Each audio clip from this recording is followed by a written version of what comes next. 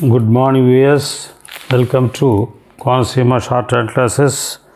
Get ready. 5 seconds. Ladies and gentlemen, it is my pleasant duty this evening to inaugurate the Crafts Festival organized by the Southern Zone Cultural Center in this beautiful city.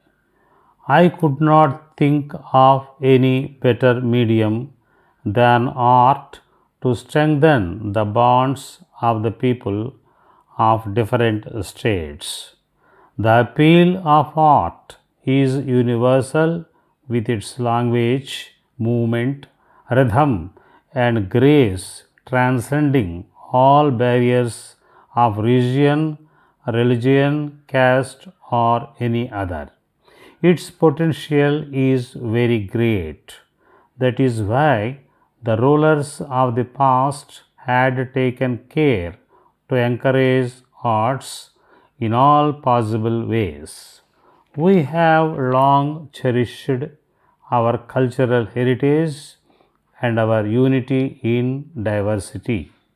It is a moot point whether we have contributed to the preservation of this heritage and strengthening of the bonds of unity. We have witnessed very unfortunate instances in the past which will make all right thinking people shed tears. Especially the events of the last few years had threatened the unity and integrity of the country in the name of language or religion. So, it is imperative that we should identify the factors that help to strengthen the bonds of the people of the country. It is in this respect I have to express my great appreciation of the efforts of a few noble souls who had sacrificed even their lives to create the bonds of love and affection among the people. I am very much pained to know that the artisans live in appalling conditions of poverty. Some effective steps should be taken to improve their conditions. Welfare programs designed to provide old age pension, pension for permanent disability, financial assistance, and medical benefits would go a long way in relieving their hardships. It will also encourage talented artisans to pursue their skills without hindrance. In this connection, I would like to see that the middlemen are eliminated so that the benefits may reach the artisans directly. The export of handicrafts constituted 20% of the country's total exports, of which jewels and gems formed a major portion. We should see that the export of these items is also further stepped up. I think I have spoken at length. Let me conclude now. Dear sirs, we are in receipt of your letter of 21st April enquiring the terms and conditions for our sole agency. In reply, we would like to make the following offer to you as our sole agents in your town. On all cash transactions, we would allow you 20% commission, and on running accounts, it would be 10%. Of course, if an account be paid within 30 days from the date of transaction, we may be able to allow a commission, say, at the rate of 15%. But after the expiry of that time, it would not be possible for us to allow you more than 10%.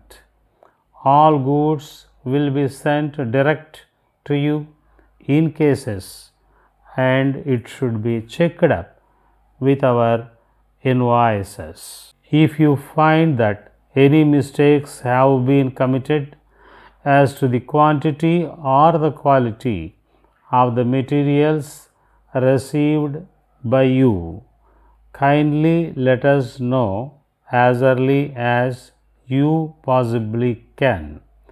On receiving your complaint, we shall at once dispatch duplicate goods to you and take up the matter with our packers. With regard to the advertising matter, if you decide to take up our agency, we shall forward a few pamphlets and price lists of our goods bearing your name and address. We trust you will be able to dispose of them to our mutual benefit.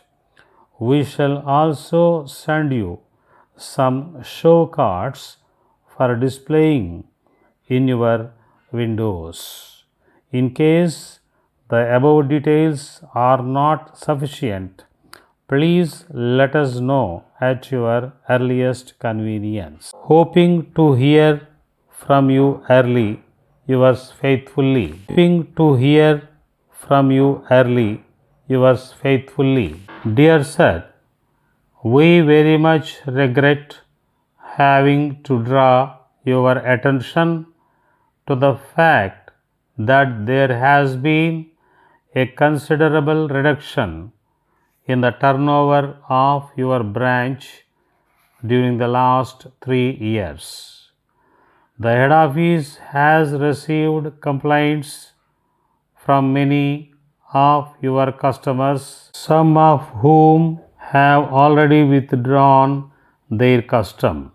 This cannot in any circumstances be attributed to adverse trade conditions, for we all know that they are better than they have been for a long time. Nor can it be explained by local difficulties, for we understand that our competitors in this particular district are making record profits.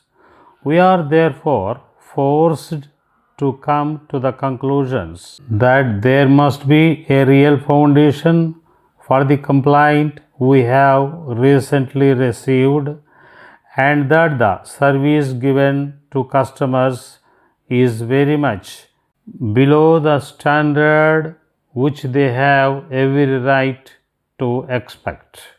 We ask you to do your utmost to eradicate the faults, and we are particularly anxious that all deliveries should be made promptly and certainly on the day promised.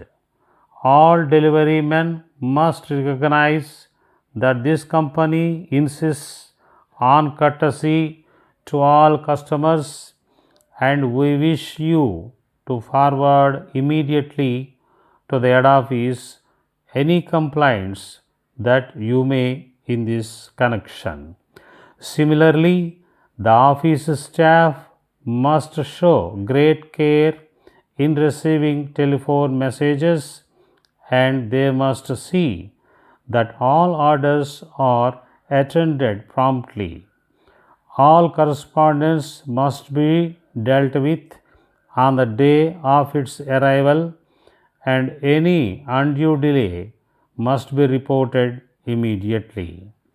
Every effort must be made by all to make all our customers feel that they are being treated fairly, courteously, and promptly. Yours faithfully.